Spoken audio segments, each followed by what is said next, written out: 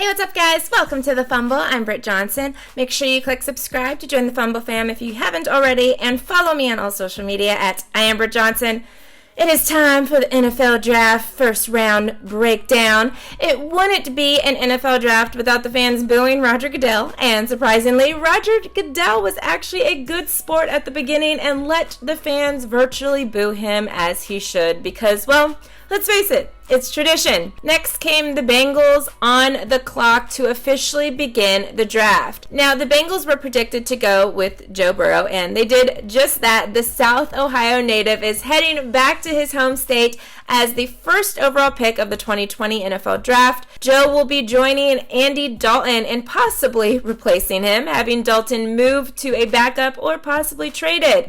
Burrow became the fifth player in NFL history to win the Heisman, a national championship, and be selected first overall in the NFL Draft. Now, the beginning of this draft followed most expectations that everyone had. The Predator, aka Chase Young, was selected with the second overall pick to Washington. The Ohio State Buckeye can play both the right and left side and can come back inside and make tackles and rush the passer. He was on many experts' lists, including myself. Not that I'm an expert or anything, but he was on my list as the number one best player this year in the draft. So it's low-key still that they got him at second overall. His teammate Jeff Okudah was selected with the number 3 pick to the Detroit Lions. Fun fact here, all top 3 draft picks in this year's draft played at Ohio State at some point. Joe starting his career as a Buckeye, all 3 of these guys playing together in 2017 before Burrow transferred to LSU. And the first surprise in the draft came with the 4th pick.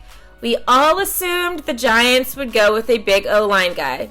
For sure. We all thought that. And of course they did. They needed somebody to protect their new franchise quarterback, Daniel Jones. What was a surprise, though, was their pick in Andrew Thomas from Georgia. Now, to most people, they thought he wasn't really elite when it came to power and speed, and there was definitely more better equipped guys on the board at the time. But you know what?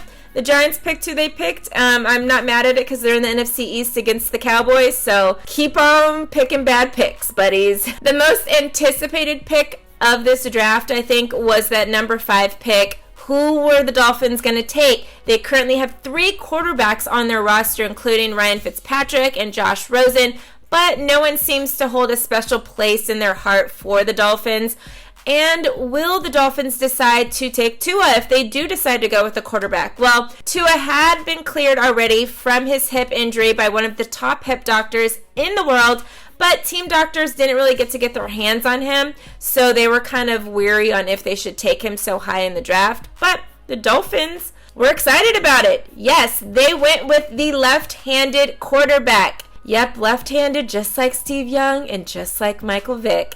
And Tua was put in the best situation I think possible because the team already had several quarterbacks, which gives him time to heal if he is still injured a little bit and to just get in the groove of the league without any pressure. He couldn't have gone to a better team, and the Dolphins still had 2 picks left in the first round, and they went on to select Austin Jackson with the 18th overall pick, which is going to be some good help for Tua.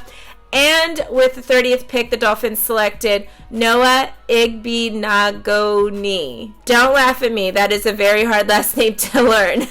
So, did your guys' team have a great pick in the first round? Let me know what you guys think in the comments below. Don't forget to like this video, click subscribe, and shop the Fumble store for the latest game day gear. I'm your host, Britt Johnson for the Fumble, and I'll see you guys soon.